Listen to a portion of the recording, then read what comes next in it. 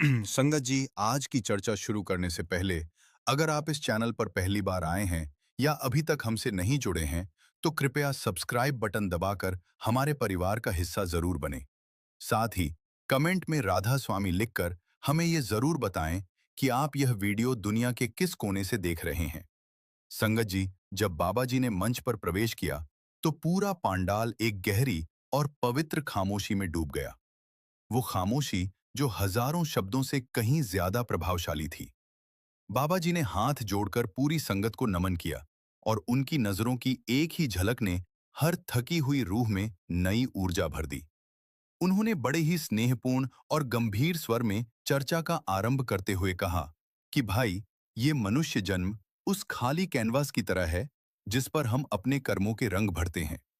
अफसोस ये है कि हम अक्सर दूसरों के कैनवस को देखने में इतने मशगूल हो जाते हैं कि अपने खुद के जीवन की तस्वीर बिगड़ती हुई दिखाई नहीं देती। अभी उनकी बातों का प्रभाव संगत के दिलों पर पड़ ही रहा था कि पहली कतार से एक पढ़ा लिखा युवक खड़ा हुआ, जिसके चेहरे पर सफलता की चमक तो थी, पर भीतर कहीं एक खालीपन साफ झलक रहा था। उसने बड़े ही आदर से पूछा कि बाबा जी, मैं एक बहुत बड़ी कंपनी में ऊंचे पद पर हूं। मेरे पास सुख सुविधाओं की कोई कमी नहीं है, लेकिन मैं हर समय एक अनजाने दबाव और तनाव में रहता हूं। मुझे हर पल यह डर सताता है कि अगर मैं इस दौड़ में पीछे रह गया तो मेरा क्या होगा। क्या रूहानियत मुझे इस चूहा दौड़ से बाहर निकलने का रास्ता दिखा सकती है, बिना मेरी जिम्मेदारियों को छोड़े? बाबा जी ने उसे बड़े ही ध्यान से सुना और मुस्कुराते हुए कहा कि बेटा, तुम उस इंसान की तरह हो जो एक तेज रफ्तार ट्रेन की खिड़की से बाहर देख रहा है और उसे लग रहा है कि पेड़ों के साथ साथ वो खुद भी भाग रहा है। उन्होंने एक बहुत ही गहरी मिसाल दी कि जैसे समंदर की सतह पर लहरों का शोर होता है, पर उसकी गहराई में हमेशा शांति बनी रहती है। तुम्हारी नौकरी और तुम्हारा पद केवल जीवन की सतह हैं। तुम इन्हें अपनी पहचान मत बनाओ। उन्होंने समझाया कि जिम्मेदारी निभाना बुरा नहीं है, पर उस जिम्मेदारी का बोझ अपने सिर पर ढोना गलत है। तुम अपना काम पूरी ईमानदारी और मेहनत से करो, पर यह मानकर करो कि तुम उस मालिक के एक कारिंदे हो। जब तुम खुद को कर्ता मानना छोड़ दोगे, तो तनाव अपने आप खत्म हो जाएगा। उन्होंने बहुत ही व्यावहारिक बात कही कि शाम को जब दफ्तर से घर आओ, तो अपनी कुर्सी और अपनी फाइलों को वहीं छोड़ आओ। उन्हें अपने बिस्तर तक मत लाओ। जब तुम अंदर से उस नाम की डोर से जुड़ोगे, तो तुम्हें एहसास होगा कि असली सफलता पद में नहीं, बल्कि मन की उस स्थिरता में है जिसे कोई भी आर्थिक उतार चढ़ाव हिला न सके। संगत के बीच से एक युवती खड़ी हुई, जिसके हाथ में उसका फोन बार बार बज रहा था, जो आज के दौर की सबसे बड़ी समस्या का प्रतीक था। उसने बड़े ही संकोच के साथ सवाल किया कि बाबा जी, आज की इस डिजिटल दुनिया में हमारा ध्यान एक पल के लिए भी नहीं टिकता। हम 24 घंटे सोशल मीडिया और सूचनाओं के ढेर में दबे रहते हैं। यहाँ तक कि सिमरन पर बैठते समय भी मन में वही रील्स और वीडियो चलते रहते हैं। क्या तकनीक हमारी रूह की दुश्मन बन गई है? बाबा जी ने बहुत ही हास्यपूर्ण अंदाज में जवाब दिया कि बेटा, चाकू से सब्जी भी काटी जा सकती है और हाथ भी काटा जा सकता है। यह तकनीक का नहीं, बल्कि तुम्हारे विवेक का सवाल है। उन्होंने समझाया कि तुम तकनीक का इस्तेमाल नहीं कर रही हो, बल्कि तकनीक तुम्हारा इस्तेमाल कर रही है। उन्होंने एक मिसाल दी कि जैसे एक गंदे तालाब में अगर तुम लगातार पत्थर फेंकती रहोगी, तो उसकी मिट्टी कभी नीचे नहीं बैठेगी और पानी कभी साफ नहीं होगा। यह डिजिटल दुनिया वही पत्थर है जो तुम्हारे मन के तालाब को हमेशा मथ रहती है। उन्होंने एक व्यावहारिक सूत्र दिया कि दिन भर में कुछ घंटे डिजिटल उपवास के निकालो। जब तुम सिमरन पर बैठो, तो अपने फोन को दूसरे कमरे में छोड़ाओ। उन्होंने बहुत ही मर्मस्पर्शी बात कही कि तुम पूरी दुनिया की खबरें रख रही हो, पर क्या तुम्हें अपनी रूह की खबर है कि वह कितनी प्यासी है? जब तुम बाहर के शोर को कम करोगी, तभी तुम्हें वह अंदर की अनहद धुन सुनाई देगी। अपने ध्यान को सूचनाओं के कचरे से बचाओ और उसे उस शाश्वत ज्ञान की ओर मोड़ो जो केवल खामोशी में ही मिलता है। तभी एक मध्यम आयु के व्यक्ति खड़े हुए, जो अपने परिवार के साथ आए थे। उन्होंने अपनी चिंता व्यक्त करते हुए पूछा कि बाबा जी, आज के समय में बच्चों की परवरिश करना बहुत कठिन हो गया है। हम उन्हें अच्छे संस्कार देना चाहते हैं, पर बाहर का माहौल और इंटरनेट उन्हें हमसे दूर कर रहा है। वे हमारी बातों को पुराना कहकर टाल देते हैं। हम उन्हें सही रास्ता कैसे दिखाएं? बाबा जी ने बड़े ही वात्सल्य भरे स्वर में कहा कि भाई, बच्चे उपदेश से नहीं, उदाहरण से सीखते हैं। तुम उन्हें जो बनाना चाहते हो, पहले खुद वह बनकर दिखाओ। उन्होंने एक सुंदर मिसाल दी कि अगर तुम खुद घर में सारा दिन फोन पर लगे रहोगे या दूसरों की बुराई करोगे, तो तुम बच्चों से यह उम्मीद कैसे कर सकते हो कि वे सिमरन करेंगे या विनम्र रहेंगे। उन्होंने समझाया कि जड़ें जितनी गहरी होंगी, पेड़ उतना ही मजबूत होगा। बच्चों के साथ दोस्त बनकर रहो, उन पर अपनी इच्छाएं मत थोपो। उन्हें रूहानियत की बातें कहानियों के जरिए और अपने आचरण के जरिए सिखाओ। जब वे तुम्हें शांति और प्रेम में देखेंगे, तो वे खुद ब खुद उस रास्ते की ओर आकर्षित होंगे। उन्होंने एक बहुत ही जरूरी बात कही कि बच्चों को सुविधाएं देने से ज्यादा उन्हें समय देना जरूरी है। जब तुम उनके साथ बैठकर उस मालिक की बातें करोगे और घर में एक सात्विक माहौल बनाओगे, तो बाहर की कोई भी बुराई उन्हें छू नहीं पाएगी। संस्कार वह अदृश्य कवच है जो उन्हें जीवन के हर तूफान से बचाकर रखेगा। इसी बीच एक सज्जन खड़े हुए, जिन्होंने स्वास्थ्य और रूहानियत के अंतर संबंध पर सवाल किया। उन्होंने पूछा कि बाबा जी, मेरा शरीर अक्सर अस्वस्थ रहता है, जिसकी वजह से मैं ना तो सही से बैठ पाता हूँ और ना ही सिमरन में ध्यान लगा पाता हूँ। क्या खराब सेहत मेरे रूहानी सफर में रुकावट है? बाबा जी ने बड़ी ही संजीदगी से जवाब दिया कि भाई, यह शरीर उस घोड़े की तरह है जिस पर सवार होकर तुम्हें अपनी मंजिल तक पहुंचना है। अगर घोड़ा बीमार होगा, तो मुसाफिर समय पर नहीं पहुंच पाएगा। उन्होंने समझाया कि रूहानियत का मतलब शरीर की उपेक्षा करना नहीं है। यह शरीर उस परमात्मा का मंदिर है और इसकी साफ सफाई और देखभाल करना तुम्हारी जिम्मेदारी है।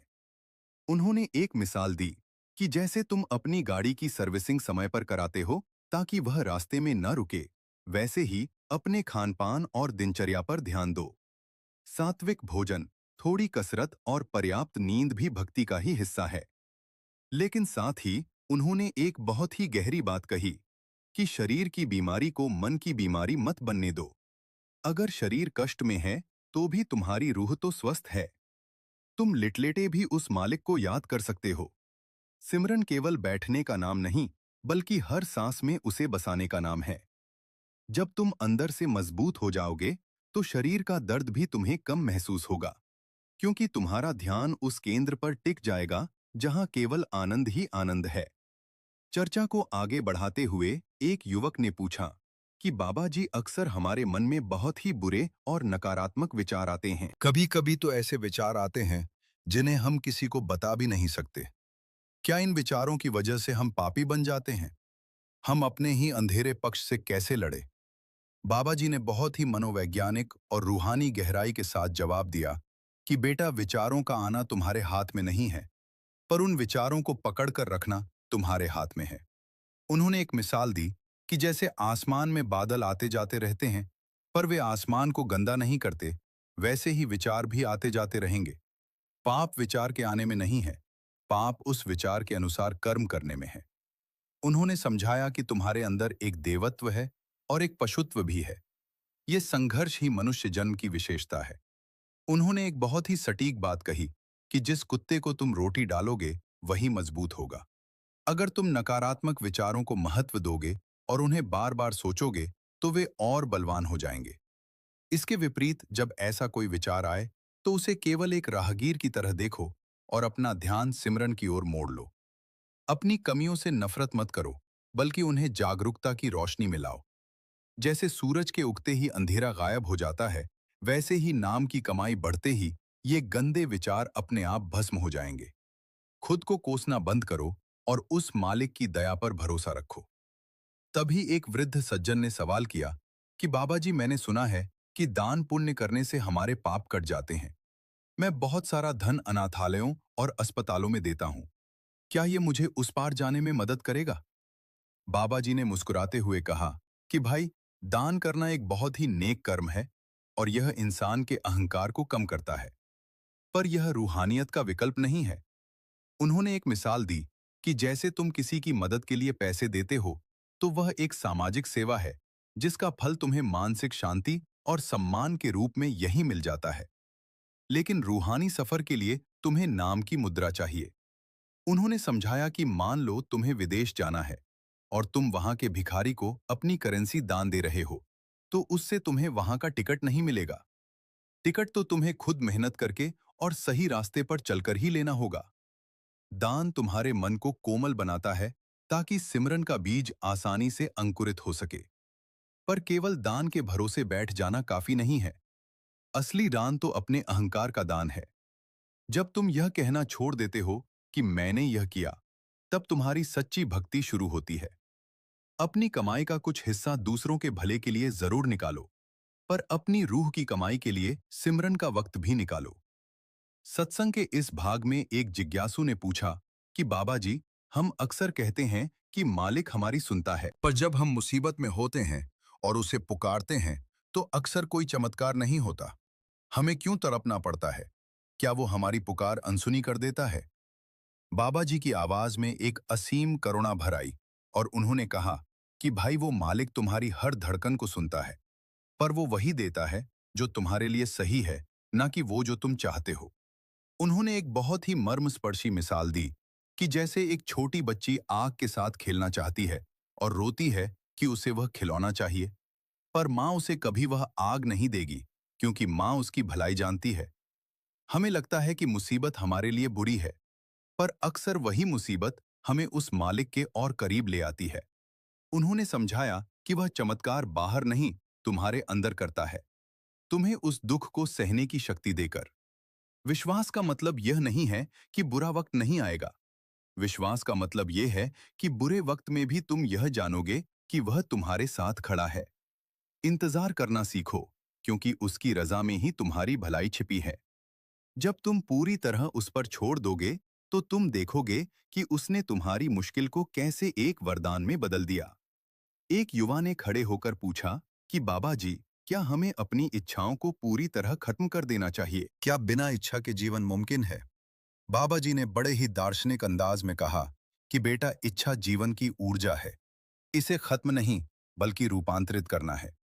उन्होंने समझाया कि अगर तुम इच्छाओं को जबरदस्ती दबाओगे, तो वे किसी और रास्ते से और विकृत होकर बाहर निकलेंगी।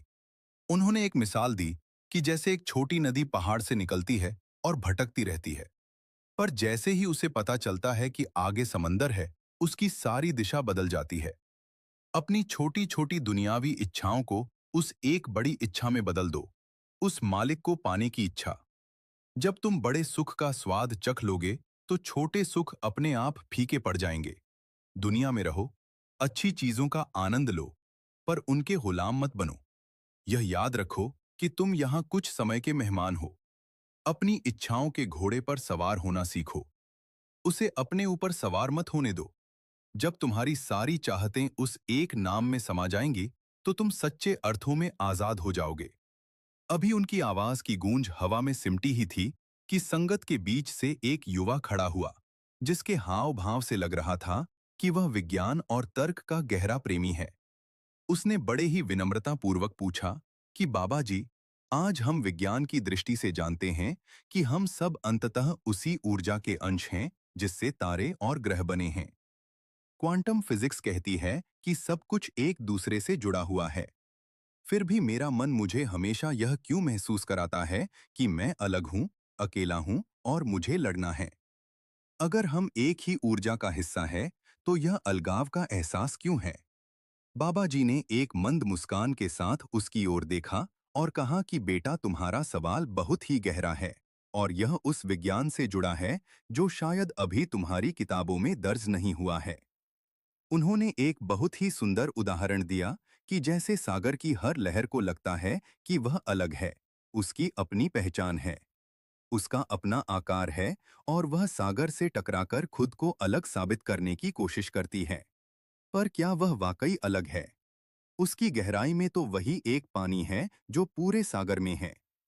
यह मैं का जो एहसास है, जो अलगाव की जो दीवार है, वह उस लहर का अपना अहंकार है, जो उसे यह भूलने पर मजबूर करता है कि उसका अस्तित्व सागर पर निर्भर है।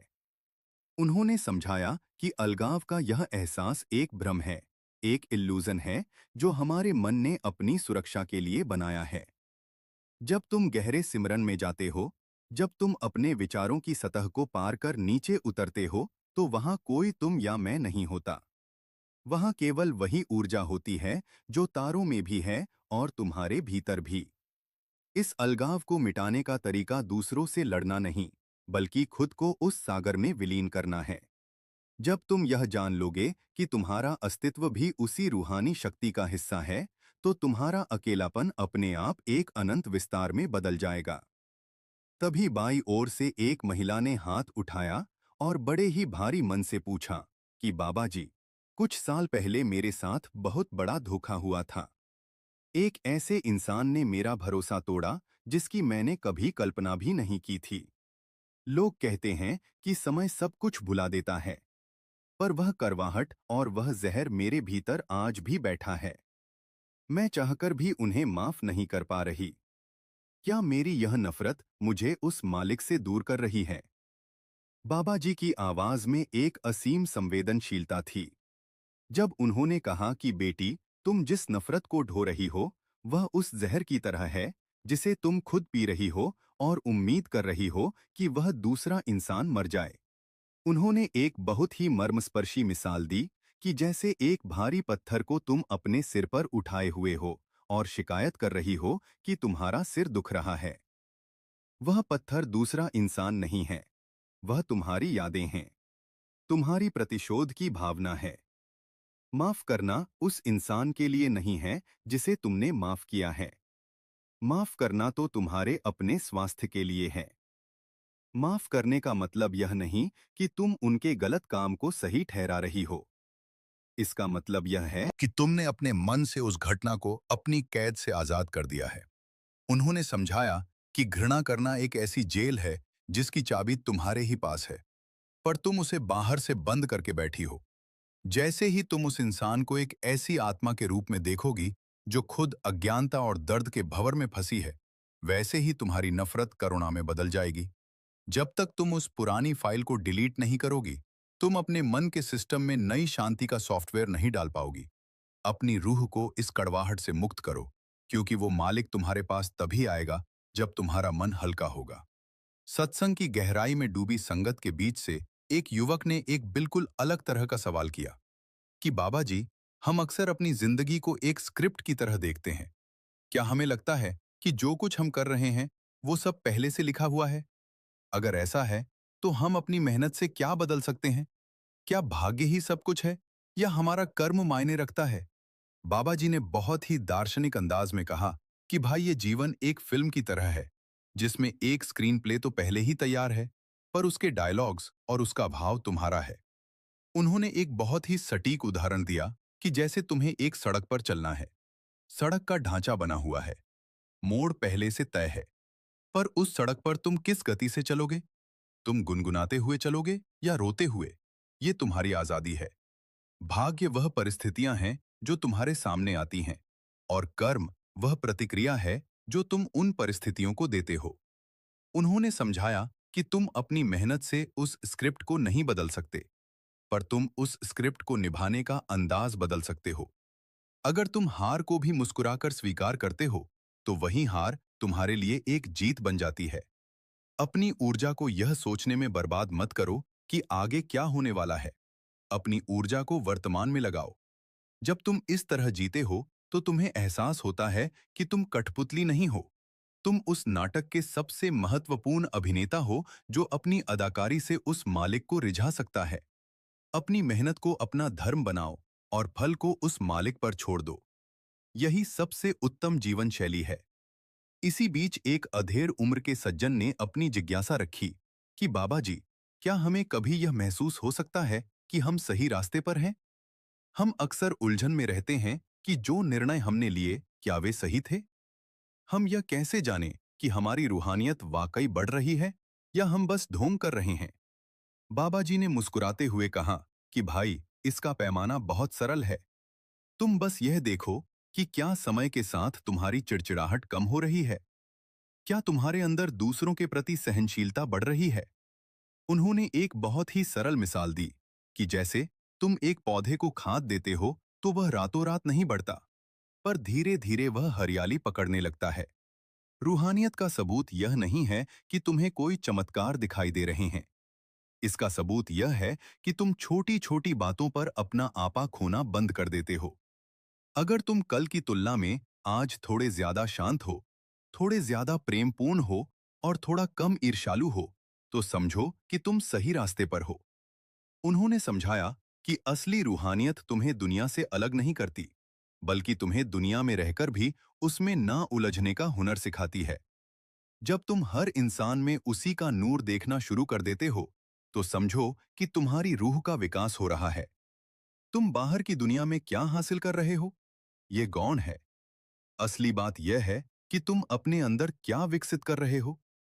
तभी एक नौजवान लड़की ने बड़े ही उत्सुक अंदाज में पूछा कि बाबा जी, क्या कभी-कभी मौत के बारे में सोचना गलत है? लोग कहते हैं कि जीवन का आनंद लो, पर मुझे लगता है कि जब मैं अपनी नश्वरता को याद करती हूँ, तो मैं जीवन को और गहराई से जी पाती हूँ। क्या यह उदासी है या कोई रूहानी गहराई?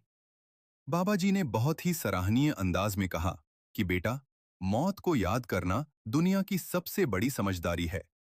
उन्होंने समझाया कि जिसे मौत याद रहती है, वह कभी छोटी छोटी बातों पर अहंकार नहीं करता, वह कभी किसी का दिल नहीं दुखाता और वह कभी अपना समय बर्बाद नहीं करता। यह उदासी नहीं, यह वैराग्य है। उन्होंने एक बहुत ही प्यारी मिसाल दी कि जैसे एक मुसाफिर जब ट्रेन से उतरने वाला होता है, तो वह अपना सामान समेट लेता है और बाकी मुसाफिरों से लड़ाई झगड़ा बंद कर देता है। उसे पता है कि अब यह सफर खत्म होने वाला है। जो इंसान यह जानता है कि वह यहाँ हमेशा के लिए नहीं आया है, वही इस जीवन का असली आनंद ले सकता है।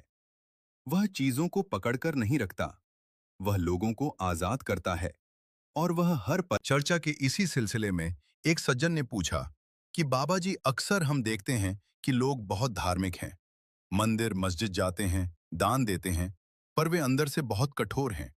क्या धर्म और रूहानियत में कोई अंतर है? बाबा जी ने बड़े ही स्पष्ट शब्दों में कहा कि धर्म अक्सर नियमों का समूह है और रूहानियत प्रेम का मार्ग है। उन्होंने एक मिसाल दी कि जैसे एक स्कूल का अनुशासन, डिसिप्लिन बहुत जरूरी है ताकि तुम पढ़ाई कर सको, पर अनुशासन ही पढ़ाई नहीं है। धर्म वह स्कूल है, वह अनुशासन है, पर रूहानियत वह ज्ञान है जो तुम्हें अंदर से रूपांतरित करता है। जो इंसान बाहर से बहुत धार्मिक दिखता है, पर अंदर से नफरत करता है, उसने धर्म के बाहरी ढांचे को तो पकड़ लिया है, पर उसके सार को खो दिया है। रूहानियत का कोई मजहब नहीं होता, ये तो हर रूह की अपनी भाषा है। जब तुम किसी भूखे को खाना खिलाते हो, तो तुम धर्म नहीं निभा रहे होते, तुम मानवता निभा रहे होते हो। जब तुम किसी के आंसू पोंछते हो, तो तुम किसी किताब का आदेश नहीं मान रहे होते, तुम अपने अंदर के मालिक को पुकार रहे होते हो। धर्म तुम्हें जोड़ता है, पर रूहानियत तुम्हें सबसे एक कर देती है। बाहर की पूजा पाठ बहुत अच्छी है, पर उसे अपनी रूह का भोजन बनाओ, उसे प्रदर्शन मत बनने दो। एक जिज्ञासु ने सवाल किया कि बाबा जी, क्या एकांत और अकेलापन में कोई अंतर है? हम आजकल लोगों के बीच होकर भी अकेले क्यों महसूस करते हैं? बाबा जी ने बहुत ही मार्मिक जवाब दिया कि बेटा, अकेलापन एक कमी है, एक भूख है, एक खालीपन है, पर एकांत एक संपन्नता है, एक पूर्णता है, एक उत्सव है। उन्होंने एक उदाहरण दिया कि जैसे एक प्यासा इंसान अकेला है, तो वह छटपटा रहा है, पर एक तृप्त इंसान अकेला है, तो वह मौज में है। तुम लोगों के बीच रहकर भी अकेले महसूस करते हो, क्योंकि तुमने अपने अंदर के उस केंद्र को नहीं खोजा है जहां वह मालिक बैठा है। तुमने बाहर से जुड़ने की कोशिश की, पर अंदर से तुम कटे हुए हो।